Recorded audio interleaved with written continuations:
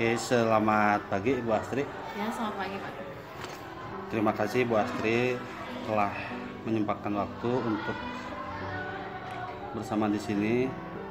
Saya sebagai CGP ingin meminta tanggapan mewawancarai Ibu tentang kasus. Ini ada kasusnya seperti ini. Pak Budiman merupakan guru matematika di SMP Karunia. Pak Budiman dikenal sebagai guru yang rajin, ramah, penyabar, dan disukai banyak murid. Suatu hari saat Pak Budiman sedang mengajar di jam pelajaran pertama di kelas 8A, tiba-tiba datang orang tua salah satu murid kelas 8A, Abdul, di depan pintu kelas 8. Bapak Anwar, ayah Abdul, mengacungkan parang sambil berteriak dan memanggil-manggil Abdul agar segera pulang untuk ikut panen ikan di tambak. Sontak Pak Budiman merasa kaget dan takut. Demikian juga dengan murid-murid yang lainnya. Abdul hanya bisa menangis ketakutan dan bersembunyi di pojok kelas sambil berteriak tidak mau pulang. Nah, ini kalau misalkan Bu Astri ada di posisi Pak Budiman nih, kira-kira apa yang akan dilakukan oleh Bu Astri? Mangga.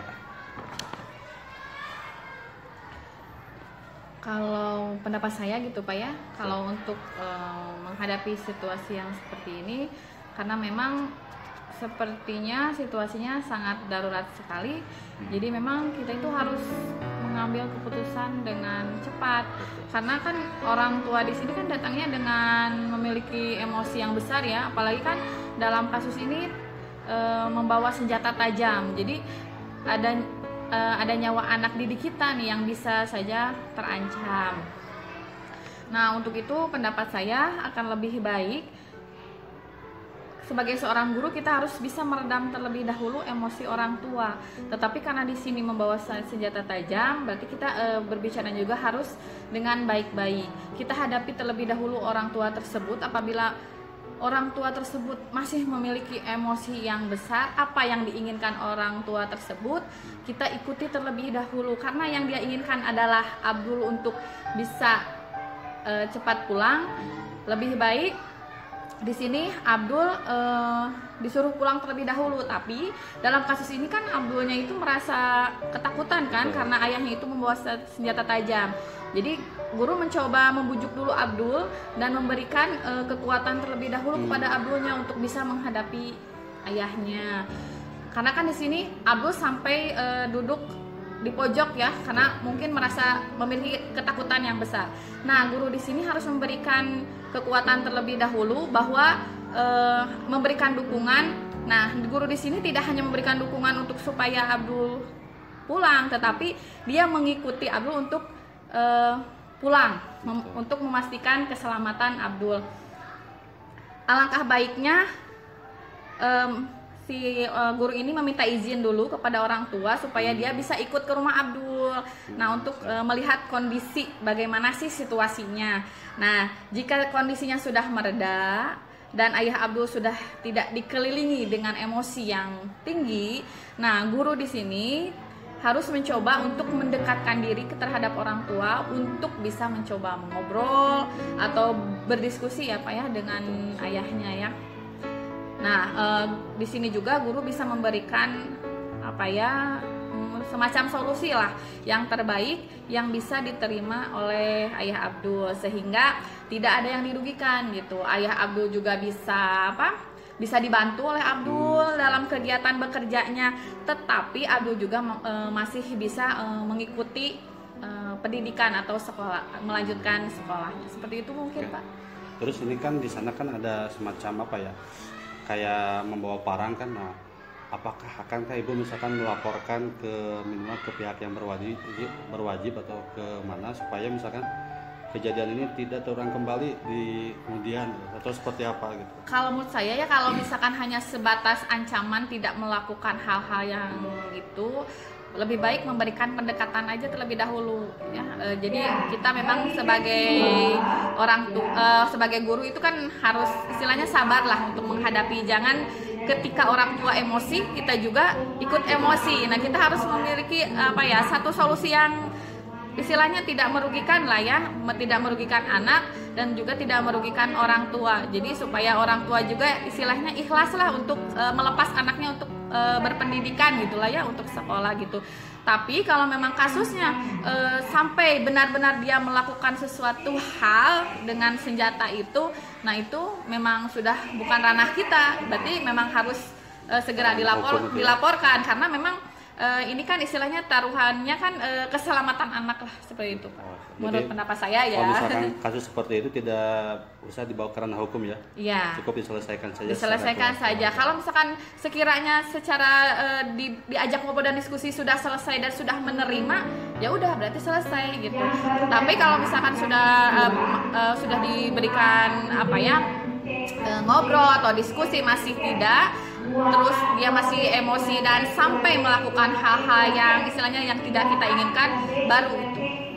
Terus ini untuk untuk mengatasi rasa, kan pasti ada trauma nih bagi murid-murid yang lain. Kira-kira ini ibu kalau ada di posisi Budiman mau seperti apa nih buat anak-anak yang trauma dengan kejadian tersebut? Kalau misalkan saya di posisi itu ya, berarti kita harus menjelaskan lah kronologisnya. Karena kan memang tidak semua orang tua siswa itu sama ya, karena memiliki istilahnya karakter dan kepribadian masing-masing. Nah kita juga harus bisa menjelaskan kepada anak itu apa sih yang di situasi yang dialami oleh Abdul. Kenapa sih ayahnya Abdul, Pak Anwar itu bisa melakukan seperti itu gitu. Jadi istilahnya memberikan penjelasan lah, pengertian kepada anak-anak dan juga harus memberikan penguatan gitu ya. Karena kan yang namanya trauma itu kan biasanya suka melekat ya, suka melekat. Nah, anak-anak juga harus bisa membantu Abdul untuk bisa menguatkan Abdul gitu. Jadi jangan sampai istilahnya acuh tak acuh, itu kan urusan Abdul. Nah, nggak seperti itu. Nah, karena Abdul memiliki situasi yang seperti ini, nah bagaimana sih membangun empati anak-anak untuk bisa istilahnya membantu temannya seperti itu ya. Terus pas kejadian itu haruskah pembelajaran segera diakhiri atau setelah kasus Abdul selesaikan pembelajaran tetap berjalan atau seperti apa? Kalau untuk masalah seperti ini ya karena memang urgent gitu ya. Ya otomatis pembelajaran harus diakhiri karena tadi saya berpendapat bahwa untuk menjaga keselamatan Abdul kan guru itu kan istilahnya mengikuti lah, jangan sampai membiarkan ya Abdul pulang aja tuh bapak kamu marah-marah membawa ini, nggak bisa kan, kita harus tahu situasinya di rumahnya nanti akan seperti apa. Takutnya kan ketika nyampe di rumah dilakukan ayahnya melakukan kekerasan, kita kan tidak tahu gitu. Ketika disuruh pulang kita harus mengikuti lah, secara otomatis pembelajaran juga harus diakhiri gitu. Jangan sampai kita egois udah dibiarkan, kita ngajar aja karena dedikasi kita sebagai guru harus mengajar gitu. Jadi kita harus mengambil keputusan secara cepat lah dan tepat mungkin ya. Tapi saya tidak merasa ini tepat, ini kan hanya pendapat saya gitu Pak ya. Terus ini Bu, mungkin ini yang terakhir Bu, pasti kan orang tua bertanya-tanya nih, kenapa pulang cepat nih? Buat nanti misalkan supaya anak bisa menjelaskan dengan tepat ke orang tua kenapa pulang cepat, kira-kira apa yang dilakukan Ibu kalau ada posisi Pak Budiman? Ya sebenarnya sih kalau tidak dijelaskan kepada anak pun karena anak sudah melihat secara langsung ya situasi bahwa situasi bahwa ayahnya Abdul ini membawa senjata tajam, pastilah cerita ini akan nyampe kepada orang tua. Hanya saja mungkin sebelum itu guru itu harus memberikan pengarahan dulu kepada anak gitu. Jadi jangan sampai orang tua anak yang lain menjadi merasa ketakutan untuk menyekolahkan anaknya di sekolah itu. Tetapi kita harus istilahnya memberikan pengertian juga. Oh ternyata tidak apa-apa kok. Itu hanya ini saja sudah diselesaikan oleh guru. Jangan sampai ketika anak bercerita takut ada yang ini akhirnya orang tua yang lain tidak mengizinkan anaknya juga untuk ke sekolah gitu. Jadi intinya kitanya harus memberikan pengertian lah, arahan atau hal-hal yang baik lah supaya istilahnya jangan sampai cerita-cerita buruk ini mempengaruhi anak-anak yang lain. Ibu, sebagai kesimpulan Bu, kira-kira menurut Ibu apa yang harus diperhatikan agar kita bisa mengambil sebuah keputusan yang cepat, tepat, dan bijaksana bagi kebaikan bersama?